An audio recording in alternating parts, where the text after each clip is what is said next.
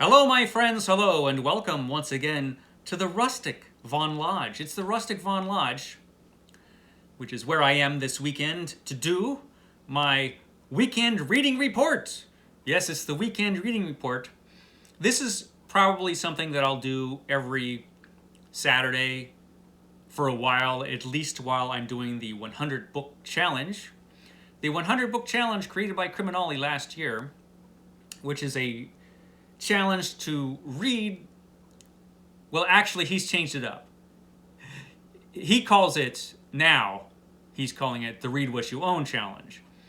And you can read however many books you decide. But originally it was the 100 book challenge, and that's what I'm doing, which is where you read 100 books that you already own before you buy any new ones. I failed spectacularly at this challenge last year, but this year I'm determined to do it. I'm determined to read 100 books before I buy any new ones. And I do have plenty of books to read, that's for sure. I could probably do the 500 book challenge. I won't, but I probably could do that.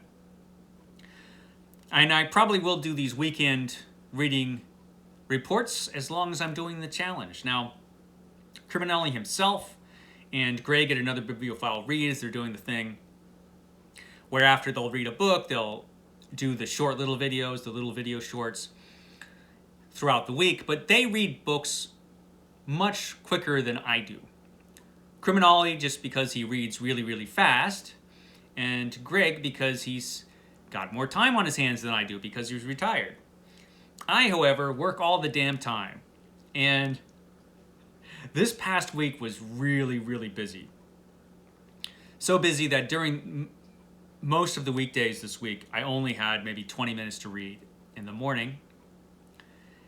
And what I read mostly during the week was Varney the Vampire. I've been continuing on with Varney the Vampire, the penny dreadful Varney the Vampire. And I've been reading this mostly just because it's been sitting on my dining room table. So when I've been drinking my coffee in the morning, I've been reading Varney the Vampire. So I'm continuing along with this. Really enjoying this, actually. It's, of course, as I've said before, very cheesy with very purple prose. And yeah, it has never and never will win any literary awards, but this is very entertaining, I have to say. And I do like the character of Varney a lot. So this has been a lot of fun. And so, yeah, I've been reading along with this. Unfortunately, I started reading this before I took on the 100 book challenge, so Varney's not going to count for the 100 book challenge. Oh well, Varney doesn't count, but he's still fun to read. And so mostly this is what I read during the week. I also read a comic book, which was Lord of the Jungle, which is a new Tarzan comic book that came out. Now, Tarzan, for this comic book, now comic books don't count for the 100 book challenge. Buying them and reading them, it just doesn't count. It's a whole separate thing. Comic books are for me. But I did read this comic. And I wanted to read it because it's a new Tarzan comic. And I wanted to see what a new Tarzan comic book would be like. It's been 20 years or something since... It hasn't been that long, but it's been a long time since Tarzan has been in the comic books. Dynamite actually, I think it was Dynamite, did another Lord of the Jungle comic a few years ago that was unauthorized. And that one was not good at all. This one is better than that one. Also, this one is called Lord of the Jungle because they don't have the rights to use the name Tarzan, but it's a Tarzan comic book. It's written by Dan Jurgens, who wrote a lot of comics. He wrote a lot of Superman comics. He was one of the writers for The Death of Superman. And the art is by Benito Gallego. Benito Gallego. And it's really good. The artwork in this comic is really good. The story is decent. And it's interesting because it starts off with a framing story of an old Tarzan sailing to Africa and having flashbacks of his youth and his origin. And that's interesting because having an old Tarzan tells us something, and that is that this comic book does not follow along with the novels of Edgar Rice Burroughs. Because in the novels of Edgar Rice Burroughs, at one point, Tarzan, before he gets old, discovers the secret of immortality. And so Tarzan's immortal. And so is Jane, because of course he shared the secret with Jane. So they're immortal. They don't get older. And this is an old Tarzan. So that tells us that this is going to tell a different Tarzan story. And indeed, there are things in the origin that have been changed up from the novel, which you would expect anyway.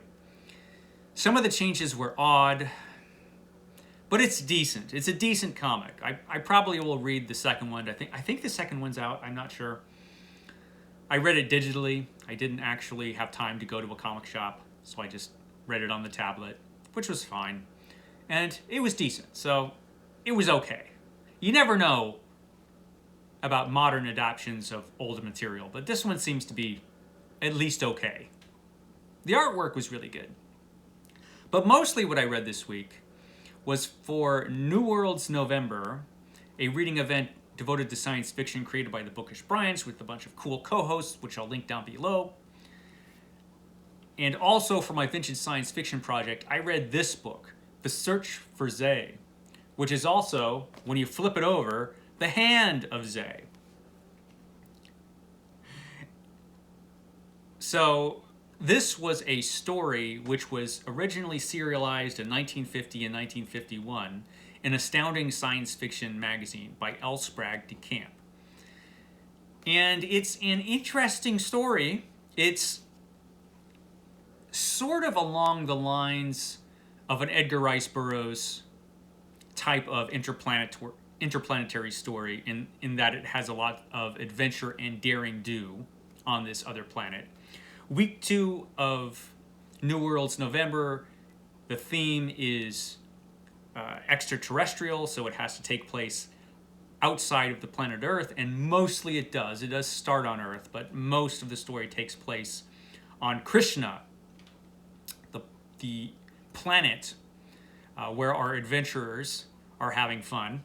And we have 2 adventurers who go to this planet because they are sent by the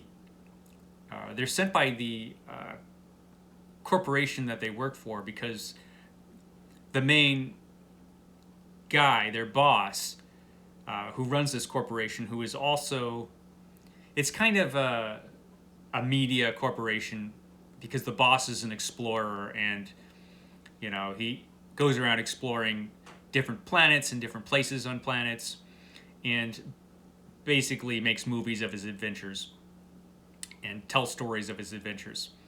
And so he disappears on Krishna, and so our hero and his pal go to Krishna and have adventures, and it's a lot of fun. It's a fun story. It has a lot of humor in it, which is one thing that L. Sprague de Camp did in his stories. He would put a lot of humor in his stories, usually. And this has a lot of humor. In fact, a lot of this, at least the first half of it, really reminded me in an odd way of the old Bob Hope, Bing Crosby road movies. Back in the olden days, there was a series of movies starring Bob Hope and Bing Crosby called the road movies, and there'd be the road to this place or the road to that place. And they used to play them on television all the time. And I haven't seen one of these for years, but I used to see these all the time when I was a kid. These road movies with Bob Hope and Bing Crosby. And something about this book really reminded me of those movies. Now, the unfortunate part of that is, thanks to me being reminded of those movies, I pictured the main characters as looking just like Bob Hope and Bing Crosby. So the heroes of this story, as I was reading this story, it was Bing Crosby and Bob Hope as the heroes. That I couldn't get that out of my head. reading this story. So it was basically the road to Zay. And it kind of worked that way, actually. It was an entertaining story. I had a good time with this book. Kind of pulpy, but a really good adventure story. A really lighthearted, kind of comedic adventure story. A lot of action, a lot of humor, so it was fun. Not everything holds up because this book is very much a product of its time. So there's stuff in here that probably wouldn't fly today, but in 1950 and 1951, it was just fine. So this book was fun.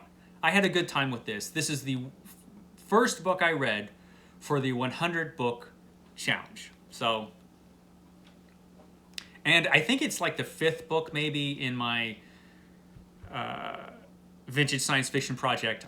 I've forgotten, but I think this is the 5th book in that, and the first book for my 100 book challenge. So only 99 books to go before I can have another book haul.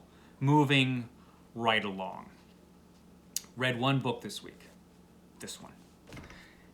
Next week for New Worlds November, it's going to be classic science fiction. That's the theme. So a book written before, or stories written before 1965. Because the bookish Bryants have decided that before 1965, that's the classic science fiction, before the new wave. And so I'm going to be reading this week The Demolished Man by Alfred Bester, which I have read before and really, really enjoyed. But it's been a while. It's been well over 5 years since I've read this, which means it qualifies to read in my vintage science fiction project, 1 more book for my vintage science fiction project, and 1 more book for the 100 book challenge.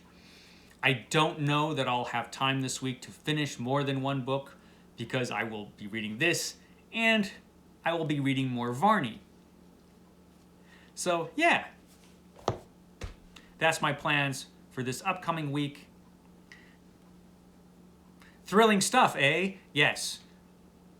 That is my report for this week. That's all I had time for.